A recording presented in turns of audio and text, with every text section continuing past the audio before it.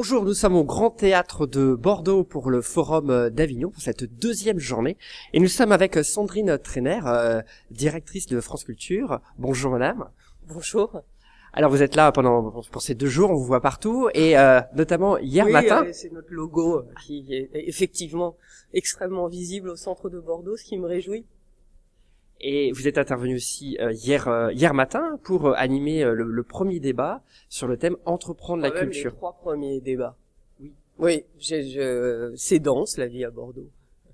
Alors entreprendre la culture, c'est antinomique ou pas ces 2 termes?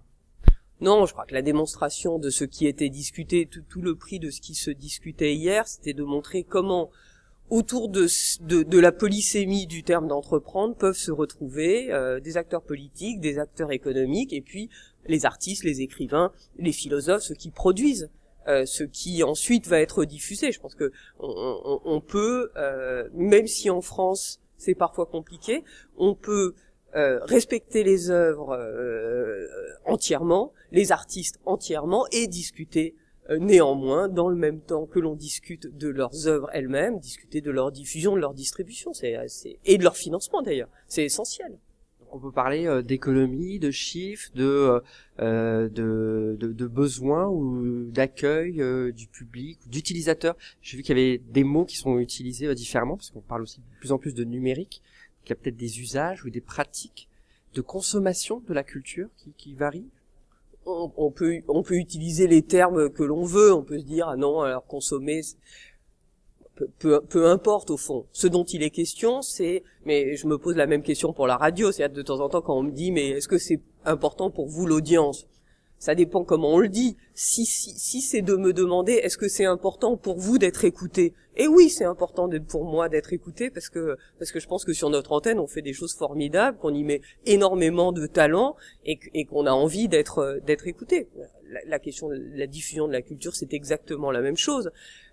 Parler une fois encore, de la diffusion de la culture, ce n'est pas ne pas parler des œuvres culturelles elles-mêmes. Il y a évidemment la place pour la réflexion sur les œuvres culturelles et aussi pour leur diffusion, leur distribution. Alors, consommer, pas consommer, peu importe les débats sur le terme que l'on emploie.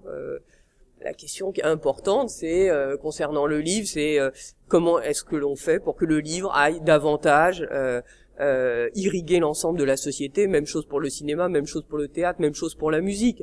Après, de savoir si les gens consomment des livres ou qu'ils les lisent. Bon, moi, je dis plutôt les lire, mais bon, l'essentiel, c'est le fond, c'est pas la forme. Alors, en parlant des livres, hier matin a été pointé du doigt le fait qu'il y avait une forme d'élitisme sur Paris, ou alors qu'il fallait absolument passer par Paris lorsqu'on était écrivain pour pouvoir trouver un éditeur et finalement être, alors pas consommé, hein, voilà, voire être lu. Non, mais c'est pas vrai. C'est tout simplement pas vrai.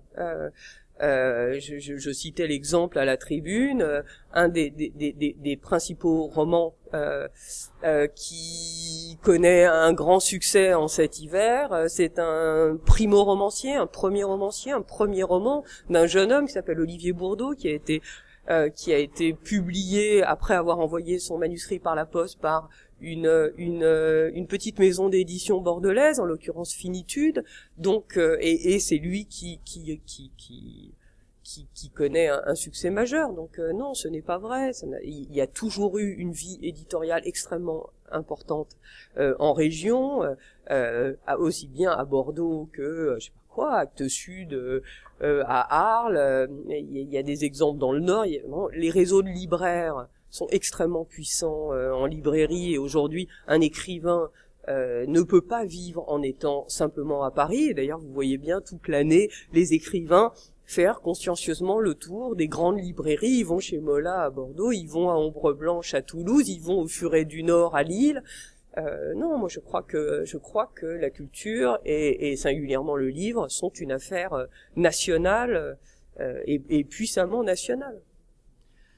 Et d'autres questions, est-ce que on a pointé aussi aujourd'hui du doigt le fait que l'entrepreneuriat culturel avait peut-être des valeurs particulières qu'on allait peut-être retrouver dans d'autres secteurs économiques. Est-ce que c'est quelque chose que vous avez remarqué aussi, une spécificité de l'entrepreneuriat culturel par rapport à d'autres secteurs? Non, mais il y a à la fois une spécificité absolue de ce que c'est que de commercialiser des œuvres culturelles, c'est sûr. Et ensuite, la question du commerce, de la circulation des biens obéit à un certain nombre de règles et on observe évidemment des passerelles et on en observe de plus en plus d'une certaine façon entre les secteurs économiques. Mais bon, la question de l'entrepreneuriat culturel reste une question puissamment singulière, ne serait-ce qu'en raison de cette exception culturelle française à laquelle on tient beaucoup et de l'implication des pouvoirs publics dans la politique culturelle. Donc ça reste quand même un sujet très à part, même s'il n'est pas isolé du reste du monde.